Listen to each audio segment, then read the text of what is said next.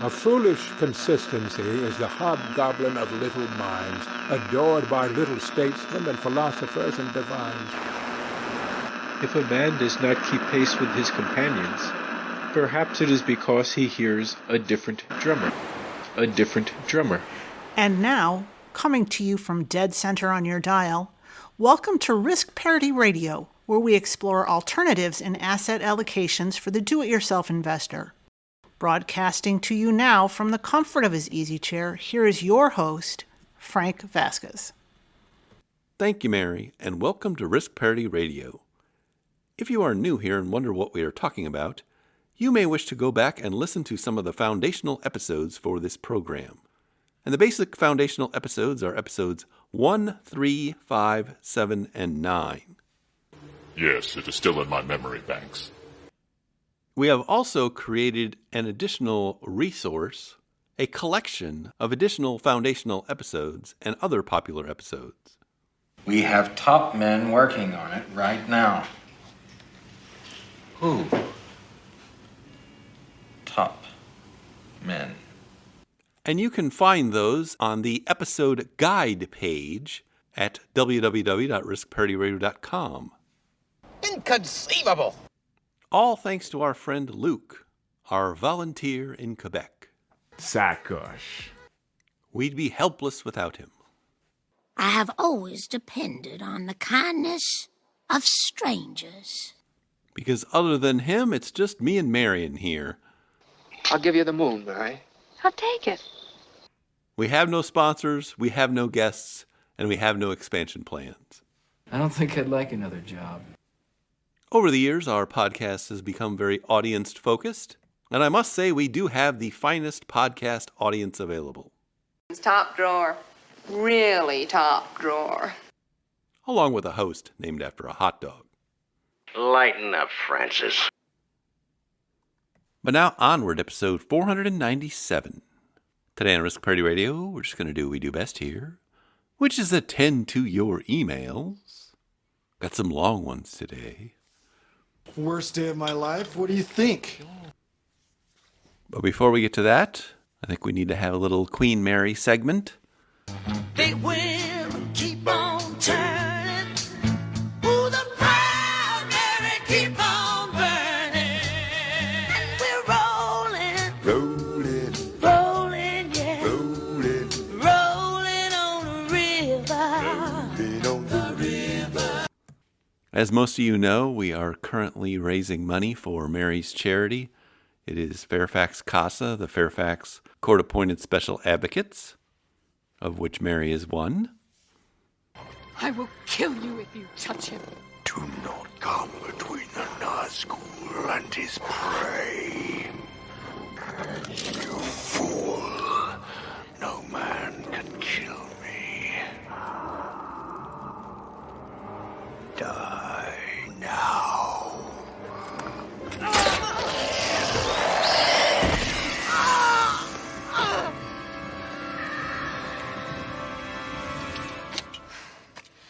I am no man.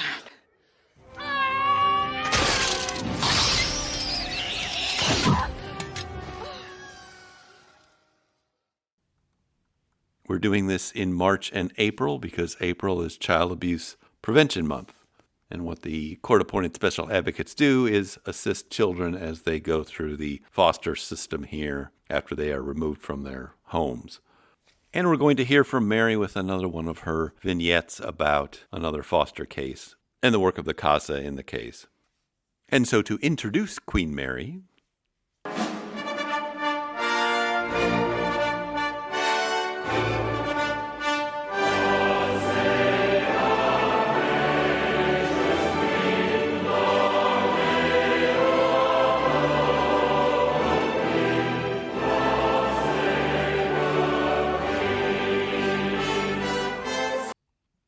and here she is with her vignette. 7 years ago, Sophia entered the child welfare system when she was 9 years old with her older sister Maria, who was 13, due to allegations of physical abuse and neglect. The girls and their 4 siblings were initially placed under court protection, remaining in the home with their mother and stepfather. They were appointed a CASA who spoke their language and understood their culture. A year into their case, their CASA received a terrifying call from the girls' aunt. The girls had run away in the middle of the night. Maria had seen their stepfather abusing Sophia and knew she had to protect her sister. The girls managed to get to a relative's home outside of Virginia and reached out to their CASA. The CASA learned that the stepfather had been abusing Sophia for many months. With the police involved and the Department of Family Services moving to remove all of the children and place them in foster care, their mother and stepfather fled the United States in the middle of the night with the 4 youngest children. The girls remained with their relative, but after a year, the relative asked that the girls be removed from her home. The girls were placed in separate foster homes, and their CASA made sure they had visits and maintained their connection. Maria turned 18 and opted to enter the Fostering Futures program and entered an independent living program.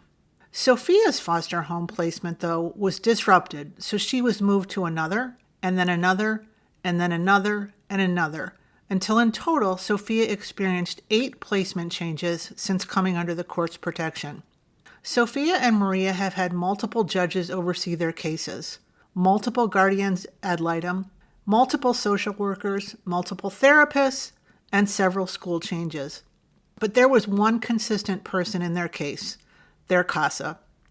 The CASA was the person Sophia and Maria reached out to when they ran away from home. The CASA has visited them in every placement and checked on them every month. The CASA knows the girls better than anyone in their case, and she has worked tirelessly to make sure they have what they need. While Maria created a safe and secure life for herself as a young adult with the ongoing support of her CASA, Sophia still struggled. She became withdrawn and sad, particularly in her 6th and 7th foster placements. She was despondent. Even visits with her CASA couldn't cheer her up. Her 7th foster parents became frustrated with her, and it was decided that she would be moved again. In her 8th placement, she is thriving. In this home, she has many foster sisters. She is at ease, and she loves being a part of the family and a part of their routines. The foster mother welcomes Maria into her home and facilitates visits between the sisters. With the help of her CASA, Sophia has finally found a happy home. So as you can hear from that, this is very important work that Mary and the other CASAs are doing for these children. And if you'd like to donate to Fairfax CASA, we'll put that link in the show notes to the podcast. And it's also on the support page at www.riskpartyradio.com. And if you do give to Fairfax CASA, you get to go to the front of our email line. But just make sure you mention in your email so we can duly move you to the front of the line. You'll also get moved to the front of the line if you give to my charity, the Father McKenna Center, even though we're not actively promoting it at this moment in time. But make sure you mention that too if you are a donor to the Father McKenna Center, which serves hungry and homeless people in Washington, D.C. And now, speaking of emails, it's that time again. Here I go once again with the email. And First off, an email from Dave.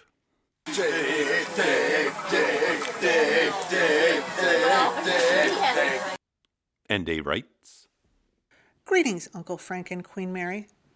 Please find evidence of my donations below to both the Fairfax CASA and Father McKenna Center. They are both great organizations worthy of time and attention. Yeah, baby, yeah!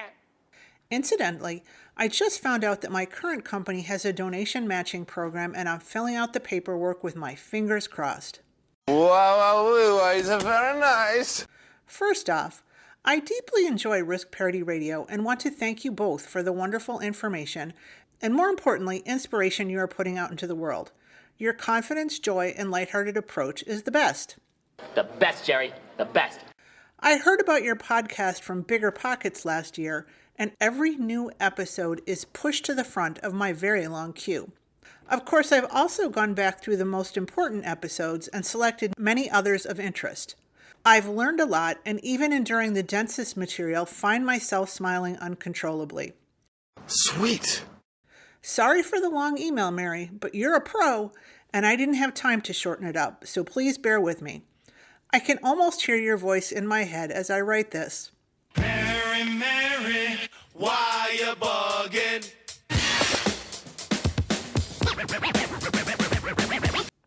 Second off, I have been a DIY investor for years, mostly following the likes of Choose-a-Fi, Bigger Pockets, and J.L. Collins.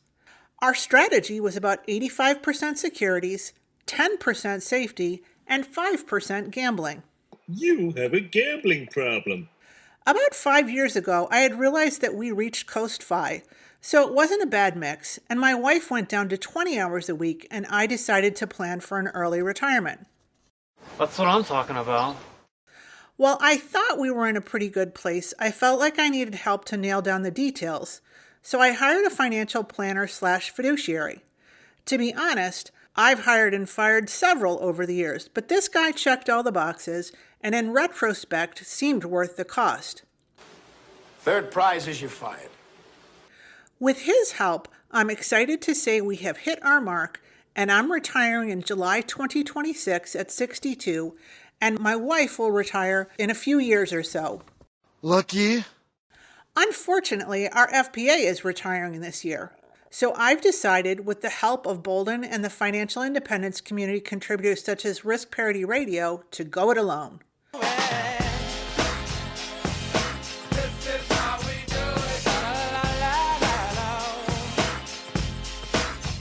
Since listening to Risk Parity Radio, I've been unsuccessfully trying to grasp the differences between our FPA's suggested retirement portfolios and the risk parity examples. For our last meeting, he ran a golden ratio illustration against our plan.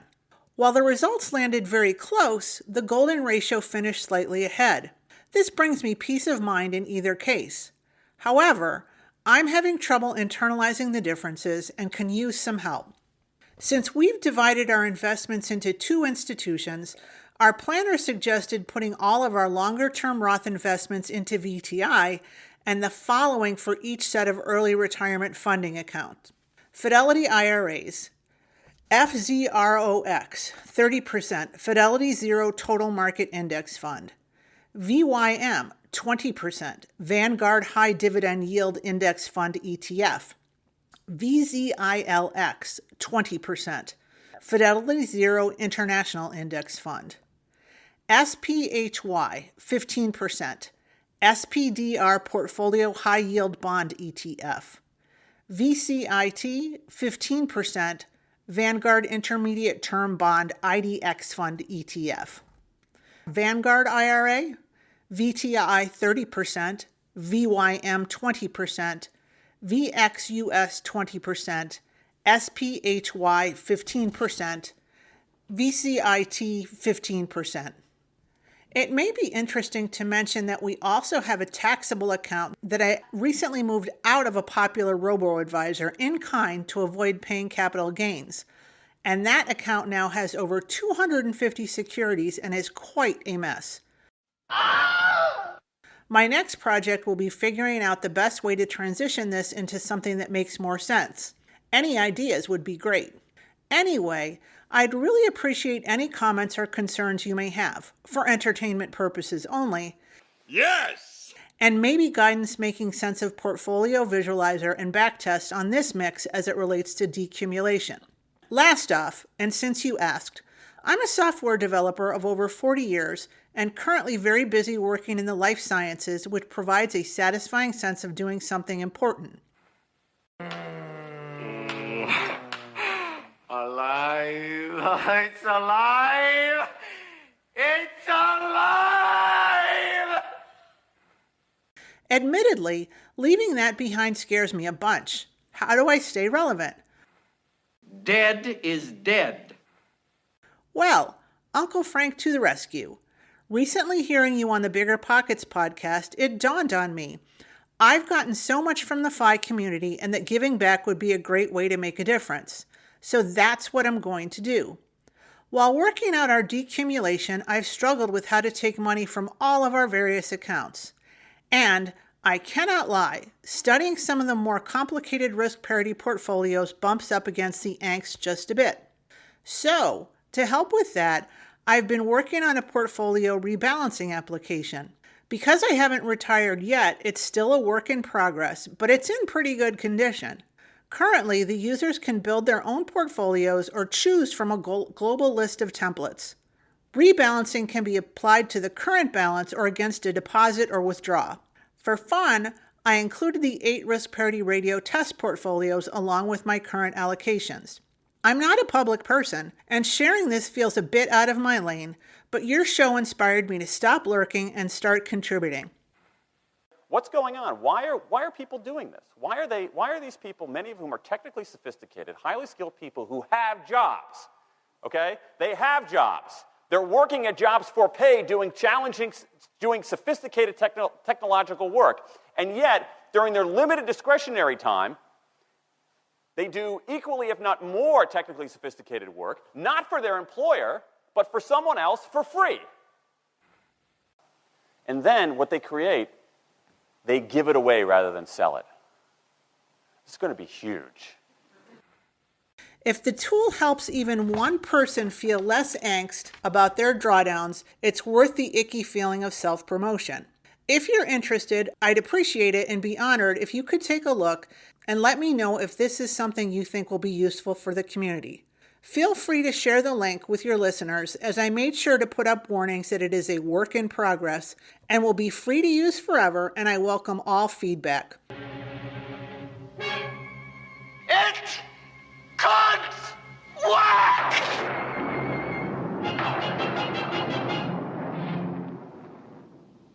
Thanks and sending love, Dave. Mary, Mary, I need your hugging.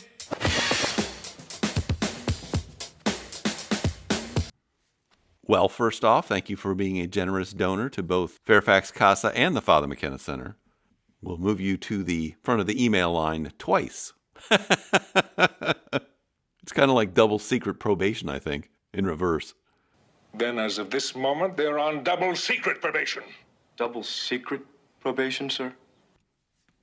And I'm very glad you're enjoying the podcast and getting so much out of it.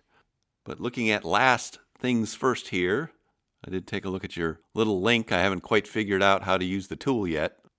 Are you stupid or something? But I will link to it in the show notes so other people can check it out. In terms of what we actually do for rebalancing in real life, it does turn out to be kind of a tax optimization problem, depending on how many accounts you have, what kind of accounts they are, and which assets are in which accounts. And if you're treating your portfolio as one big portfolio, the actual calculation generally isn't that difficult, because you know what your asset allocations are, but then you do have to take that allocation and apply it to the various assets in the accounts, because you don't want to hold the same thing in each account. You want to tax locate your assets. So, for instance, you have all of your bonds and ordinary income payers in a traditional retirement account, so they're not throwing off a bunch of taxes in a taxable account. But hopefully your tool can help with that. But now let's get to your main questions about this portfolio and your discussion with this financial advisor. I'm afraid I have to tell you that your financial advisor is some combination of lazy and incompetent. I award you no points, and may God have mercy on your soul.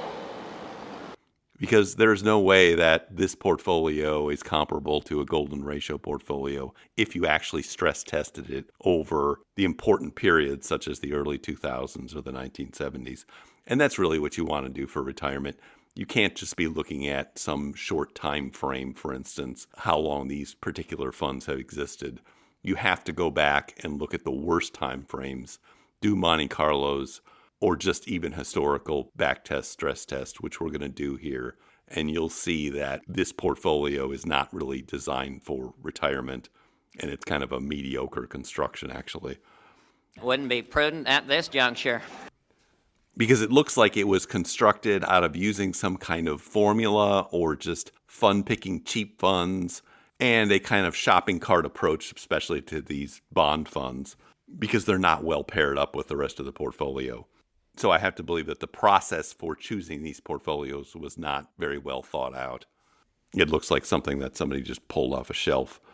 So just to review for the audience, what you've got here is essentially a portfolio with 70% stocks in it. 30% of it is in a total U.S. stock market fund, so that's large cap weighted. 20% is in a total international fund, which is also large cap weighted. Then you've got this high dividend fund, which is really a large cap value fund. That's how you should think of it. And then you've got two bond funds that are both corporate bond funds. One is a intermediate corporate bond fund and one is a high yield corporate bond fund. And neither one of them has any Treasury bonds in it.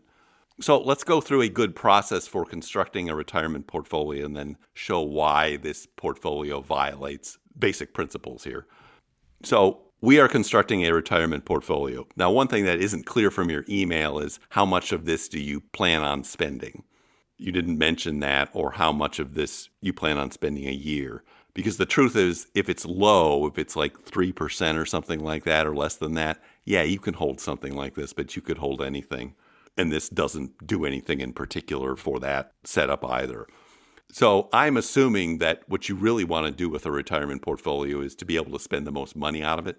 Even if you're not actually going to, you want to have the possibility of spending like 5% out of it, at least 4%. And so that is the goal I'm talking about. If you have a different goal, then this might not apply. But the first thing you need to think about when constructing a retirement portfolio is what is the actual goal in terms of how much you're going to spend or leave behind or whatever else you're doing with it. Then we're going to be looking at the macro allocation principle and the Holy Grail principle, which talk about macro allocations and diversification. So your macro allocations here are 70% in stocks and 30% in bonds. That's a very average kind of middle-of-the-road portfolio, similar to a 60-40. It's not really designed for accumulation. It's not really designed for decumulation. One thing that is obviously lacking in it from a diversification perspective is you only have stocks and bonds. You don't have any alternatives in this portfolio. And if you don't have any alternatives in this portfolio, you are likely to have a lower safe withdrawal rate. You actually do need something like gold or managed futures if you want to have the highest safe withdrawal rate. And you want an allocation in that of somewhere between 10 and 25%. So we know from lots of research that portfolios with the highest safe withdrawal rates tend to have between 40-something% and 70-something% in stocks. You do have that. So it's in the sweet spot as far as the amount of stocks in the portfolio. But now let's talk about the diversification, or the lack thereof in this case. This is an application of the Holy Grail principle. And diversification is not picking things that sound different or you think might be different. This is a very technical thing that your advisor should have done and apparently did not do. It's very easy, it's very obvious, and you can do it right now. In fact, I've done it for you. Put these funds in the fund analyzer over at Testfolio. Click on where it says correlations. What will you see there? You'll see that these are all highly correlated funds. Even the bond funds are correlated with stock funds. This is a big problem. This is bad diversification. If everything you're doing is bad, I want you to know this. And that's why I'm saying your advisor was either incompetent or lazy, because they probably didn't even look at this. Am I right or am I right or am I right? Right. You often see this where people have this erroneous idea that all bond funds are the same as far as diversification from stocks. In fact, that high yield bond fund you have is like 70% correlated with your stocks. That's not diversified at all. I don't know what that thing's doing in this portfolio. I don't know what that thing would be doing in any retirement portfolio. It doesn't belong. Do you think anybody wants a roundhouse kick to the face while I'm wearing these bad boys? Forget about it.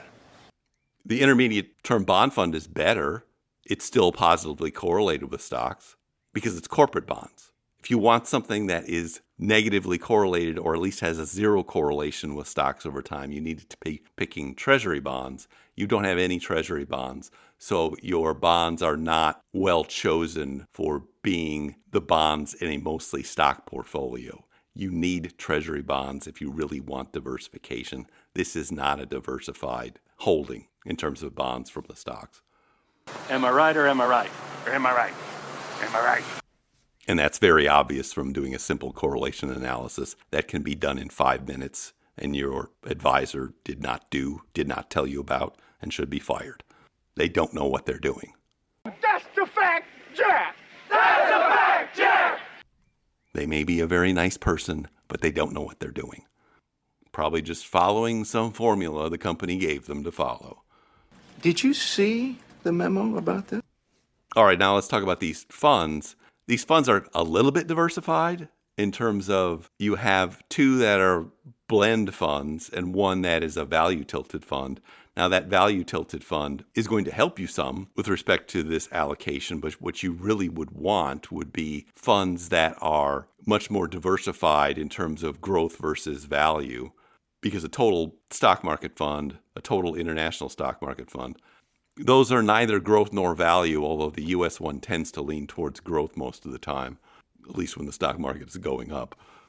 The VYM fund, it's labeled high dividend, but what you want to do with all of these funds is go over to Morningstar, look and see what it is. It comes out as a large cap value fund, so that's how you would categorize this. It's similar to something like VTV. The dividends are pretty irrelevant to anything you're doing here. But that was probably another stupid thing your advisor's doing, coming up with things that generate income, like we're living in 1986 or something like that. That's another idiotic thing that advisors do because they're not updated in what they're talking about. We live in the 2020s. You don't want income flowing out of your funds. We have no fee trading. We have fractional shares. You just sell something when you want money from it. And therefore, you're not required to take the income or pay the taxes. Now, I know these are in an IRA, so that doesn't matter. But the point is there's no purpose to that. So what's really missing here is you don't have anything that is small cap at all. You don't have anything that is really seriously value tilted. That's what you would want to have. If you really want to have a good portfolio for retirement, it's going to at least have a mix of growth and value 50% each way. If you're doing international, that also needs to be tilted growth versus value, because international versus domestic is not very good diversification. That's like one of the last things you would look at, because that mostly has to do with the value of the US dollar versus foreign currencies. That is what typically governs whether international is outperforming domestic or not. You can see that last year the dollar was weak, international outperformed domestic. This year, while the war's been on, if you look and see what's been going on with international, it has been doing terribly, even worse than the domestic funds, because the dollar's been strong. So what you want to be looking at is to go over to Paul Merriman's best-in-class ETFs and choose funds out of there, because that's the way you really should be choosing these funds, is not by funds themselves, but by asset classes first, then fund choices.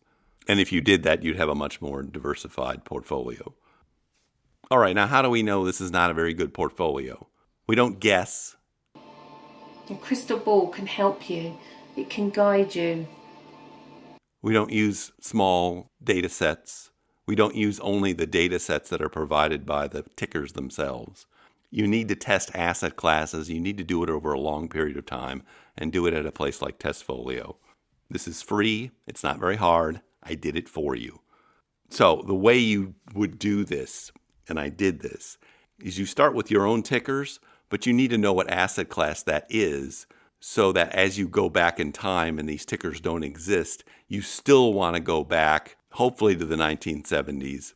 The test I'm giving you goes back to 1969, using all of these asset classes that these funds belong to. And I compare that to a golden ratio portfolio, since your advisor seemed to think these were similar portfolios that would have similar outcomes. Are you crazy? Or just plain stupid? So you'll see how I constructed this.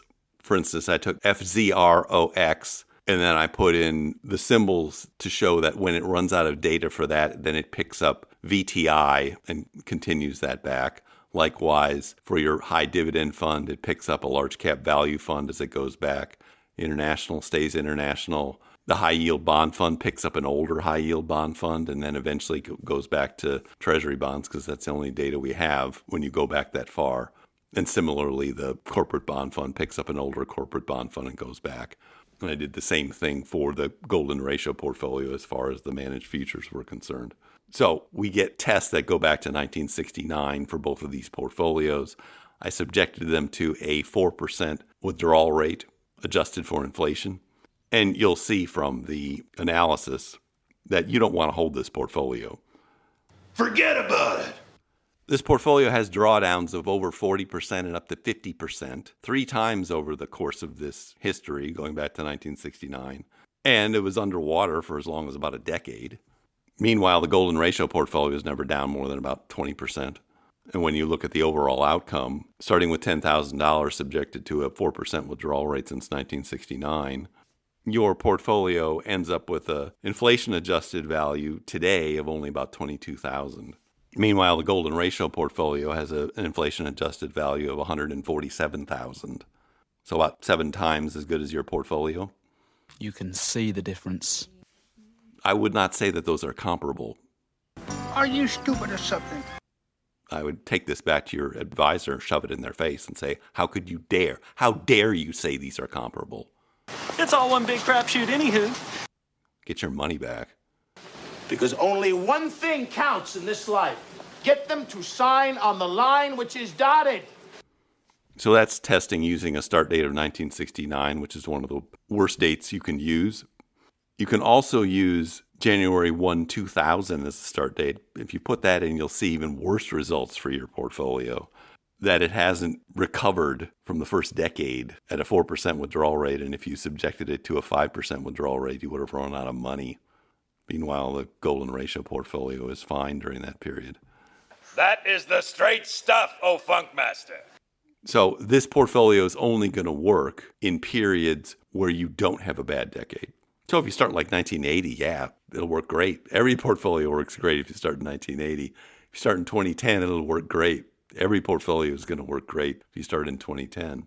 And I bet that's what your financial advisor was doing, starting sometime post the financial crisis. That's why he thinks that your portfolio, or this one he designed for you, is a good portfolio. You know, whenever I see an opportunity now, I charge it like a bull. Ned the Bull, that's me now. It's very common, but it's very sad that people are paying for this kind of nonsense. Ned Ryerson, I did the whistling belly button trick at the high school talent show. Bing! But I think I've gone on long enough about this. This is an obvious mistake. You should be changing this portfolio to a better portfolio that you can actually support good spending in retirement with confidence. The only way this works is if your spending rate is just low to begin with. If your spending rate is 3% or less, yeah, you can use this. It's fine. In fact, you can run that analysis, and you should run that analysis with however much you are planning on spending out of the portfolio using that testfolio link I gave you. But enough on that. Going to this issue with the robo-advisor and the 250 securities that you've got there. Yes, that is quite a mess. Kill! My back! Kill!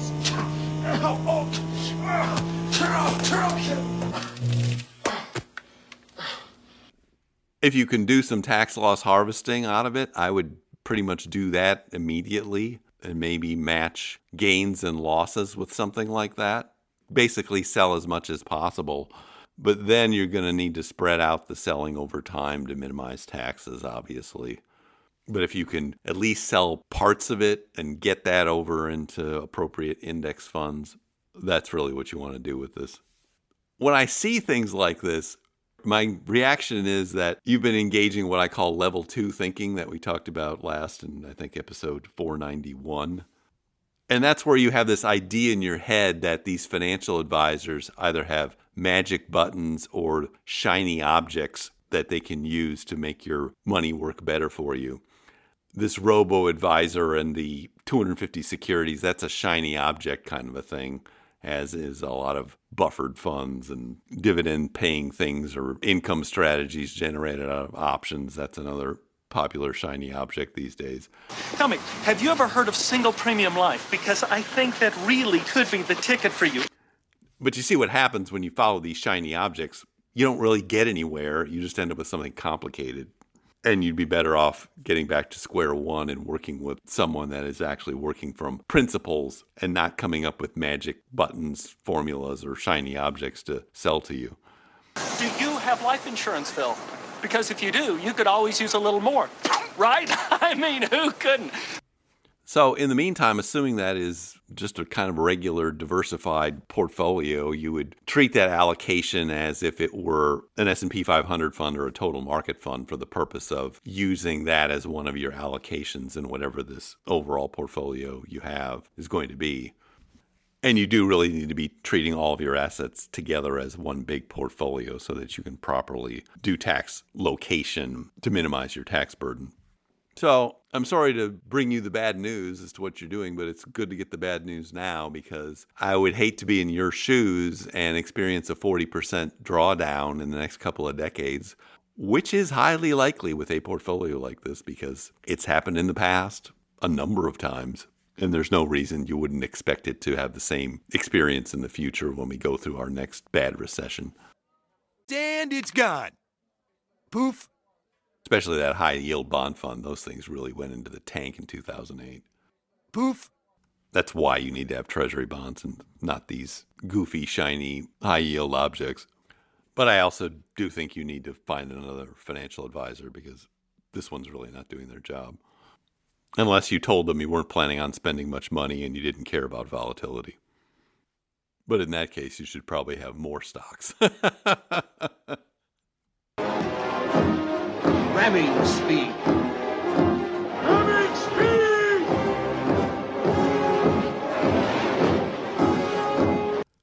Because that's a die with the most money possible strategy. Now, there's only one use for money, and that's to make more money. But, Mr. Howell, I want to spend it to make people happy. Well, that's a very noble sentiment, very warm and generous, but stupid. Anyway, thank you very much for being a donor to both Fairfax CASA and the Father McKenna Center. We do really appreciate it. I hope you continue to enjoy the podcast, and thank you for your email.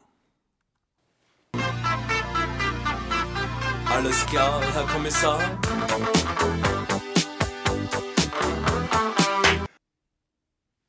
Second off, I have an email from Marcus Vindictus. All hail the commander of His Majesty's Roman legions, the brave and noble Marcus Vindictus, who returns to Rome after winning a great victory over the Cretans at Sparta. And Marcus writes, Dear Brother Frank and Sister Mary, I'm not writing with any questions, just with a note of thanks for your work both on the podcast and your causes, and to let you know that I've set up a recurring donation through our donor advised fund to both the Father McKenna Center and Fairfax CASA. Great success. We are two recently retired and childless physicians who are lucky enough to find ourselves living in the Bay Area of California. We moved from an accumulation portfolio to a risk parity tilted portfolio a few years ago in the run-up to our retirement. 65% equities with a healthy distribution across factors, 20% intermediate and long treasuries, 10% gold, and 5% managed futures. No faux anxiety about whether we will have enough to get by, and not looking for any pats on the head for our diligence in saving and cleverness in investing. It's gold, Jerry, gold. We have much more than we could ever need, and some of the fun that I've had in retirement has been in trying to optimize our portfolio and tax strategy, both to maximize our giving while we are alive and to direct our legacy as much as possible toward organizations that will make a positive impact on the lives of our fellow beings. We're helping my father and my spouse's aunt with assisted living expenses and a niece and nephew with college tuition, and we're able to help out friends who find themselves in tight spots for a few months. And that's the way, I like it. Casey and the Sunshine Band. We both do several volunteer days a month in clinic to keep our connection with our professions, our colleagues, and our patients. The icing on the cake is that every year we get to travel to see some amazing location that impressed itself on our imaginations through the Time Life science books that arrived in our homes every month while we were children. Most memorably Madagascar, most recently Botswana, and coming up this fall, Costa Rica. I was in the Air Force, stationed in Drambuie, off the Barbary coast. I used to hang out at the Magumba Bar. It was a rough place, the seediest dive on the wharf, populated with every reject and cutthroat from Bombay to Calcutta. It's worse than Detroit. Being able to spend our retirement in this way has been more fulfilling than I could have imagined. Money may not be able to buy happiness if you squirrel it away under a mattress, but it truly can if you can give it away in a thoughtful manner to those who need it.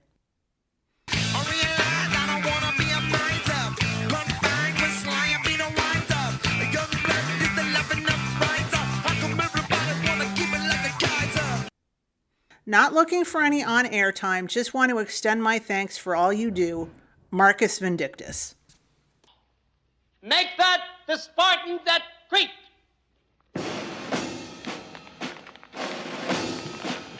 Remember thou art mortal. Remember thou art mortal. Remember thou art mortal. Remember thou art mortal. Well, Marcus, you may not want to have airtime, but we certainly do want you to have airtime if you're going to write emails to us like this. So shines a good deed in a weary world. Thank you so much for everything you're doing for us and our charities. I'm very proud, pleased, and grateful that we have so many listeners that are so generous and are making generosity a part of their retirement. Never been a better time than right now. And it's interesting. I feel like the listeners we have here are much more into this than most of the public figures I see. If you listen to a lot of podcasts like I do, you see that most of the people that make podcasts are really these kind of entrepreneur, work forever type people who are essentially going to die with the most money possible, even if that wasn't their stated intent. Meanwhile, our listeners seem to be living much more interesting lives, both in terms of travel, volunteering, and other activities. Mary and I are actually having lunch with another of our listeners who sounds similar to you, and they happen to be coming through the D.C. area to see the cherry blossoms and other things. And they also seem to be trying to use money to live their best lives, as opposed to using their lives to accumulate the most money. What can I put you down for? Nothing. You wish to be anonymous? I wish to be left alone. Since you ask me what I wish, sir, that is my answer.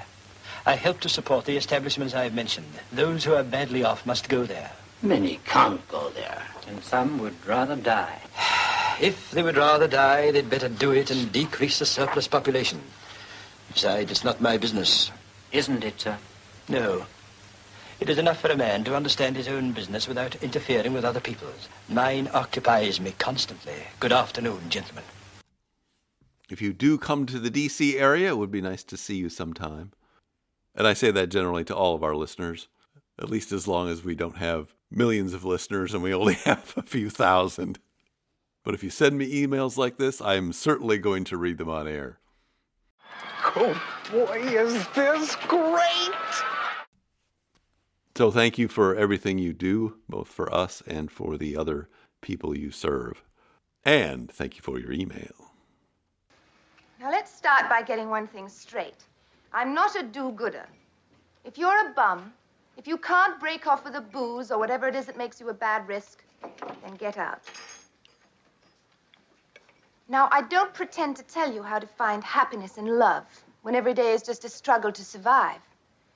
But I do insist that you do survive, because the days and the years ahead are worth living for. One day soon, man is going to be able to harness incredible energies, maybe even the atom. Energies that could ultimately hurl us to other worlds in some sort of spaceship. And the men that reach out into space will be able to find ways to feed the hungry millions of the world and to cure their diseases. They will be able to find a way to give each man hope and a common future. And those are the days worth living for. Last off, we have an email from Sharon. Times have changed and times are strange. Here I come, but I ain't the same. Mama, I'm coming home. And Sharon writes, I just heard about your podcast and think it is the best out there, having listened to several. Well, let's start the insanity. I was assisting my grandson with selecting funds for his 401k and was appalled at the limited selections and did end up going with a Vanguard TDF 2065, given the others had very high expense ratios. The Vanguard Wellington Fund was the only other appropriate option, but the expense ratio was higher than the TDF. However, after just listening to your TDF podcast, I'm wondering if the Wellington Fund would be better. Any thoughts would be appreciated. Lastly, do you have any insight into why companies' 401k and 403b fund options are so terrible and limited? Thank you. I'm going off the rails on a crazy train.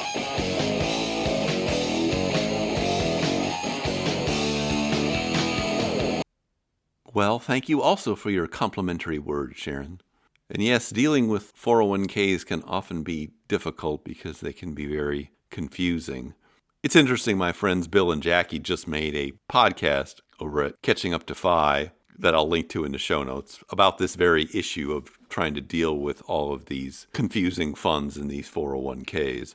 Now, one thing they did recommend that makes a lot of sense to me these days is to take the list and put it into your favorite AI, whether it's Gemini from Google or ChatGPT or Grok or whomever else, because then you can just ask the AI what's in these funds or which one is the closest to an S&P 500 fund and which one is the cheapest and any other questions you might want to ask it. Because that's actually what you're looking for. And usually if you're in a 401k that has Vanguard funds generally in it, there's going to be something like a Vanguard Institutional Total Market Fund or something like that, VIINX or VINIX often, and that's the same thing as VTSAX. Or there might be VFAIX, which is the S&P 500. But that's really what you're looking for, and I'd be surprised if there wasn't one in there that wasn't an S&P 500 fund or a total market fund, because that can be the base fund for accumulation. You certainly don't want to be using the target date fund, and the Wellington Fund really isn't appropriate for accumulation. That's really a retiree kind of fund. It's a 65-35 fund that invests mostly in large cap value stocks, in addition to the 35% in bonds. You might also look for a small cap value fund, although I doubt you're going to find it in one of these 401ks. But really, if he just starts with the total market fund or the S&P 500 fund, that's good enough, and that can be changed at some point in the future. That's basically what I tell our kids to do when they don't have as many options. You can always put other things in a IRA that he sets up himself. Now, as for why these 401ks and 403b fund options are so terrible and limited, it's really because they're a cost to the employer. And so it's something that employers actually compete on. You'll find that in the same industry, all the employers have similar funds or programs. As I mentioned in a recent episode, 403bs are actually usually a lot worse than 401ks. But since this is a cost center for employers, there is not much incentive to provide the widest dispersion of funds. And to comply with ERISA and the Department of Labor rules, they know they have to offer target date funds. That's how they get around that. And then they'll throw a smattering of other funds in the plan to go with that. As I also mentioned in that other recent podcast, the best option is if you have a self-directed option inside your 401k, which some employers do have now. They let you set up this like separate account that's kind of like its own little IRA inside the 401k, and you can buy anything you want in one of those. That would be the ideal situation, unless they're charging you a bunch of money for it. But my best advice here does remain to use artificial intelligences, because this is exactly the kind of thing they are very good at. Give them a list of stuff and then ask them questions about it. So hopefully that helps. And thank you for your email.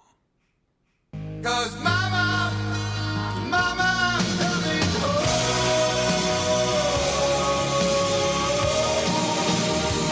I'm coming home.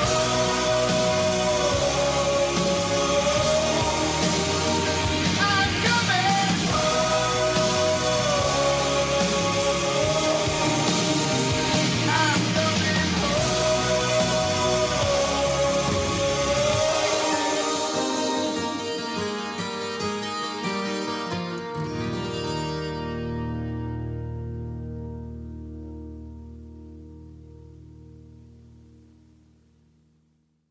But now I see our signal is beginning to fade.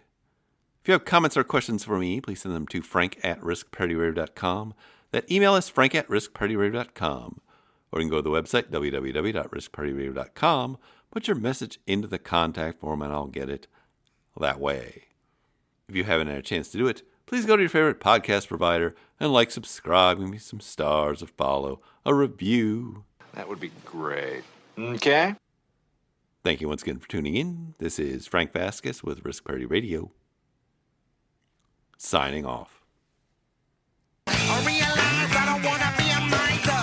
Gunfight with sly and be the wiser. Young bird is the level up, rise up. How come everybody wanna keep it like the Kaiser? Give it away, give it away, give it away now. Give it away, give it away, give it away now. Give it away, give it away, give it away now. Give it away, give it away, give it away now. Give it away now. Give it away now. Give it away now.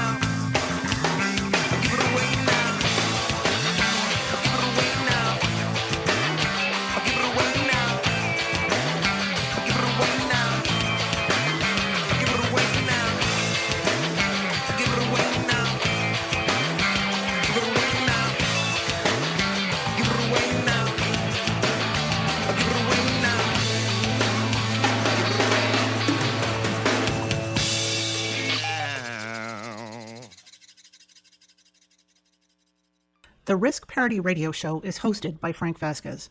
The content provided is for entertainment and informational purposes only and does not constitute financial, investment, tax, or legal advice.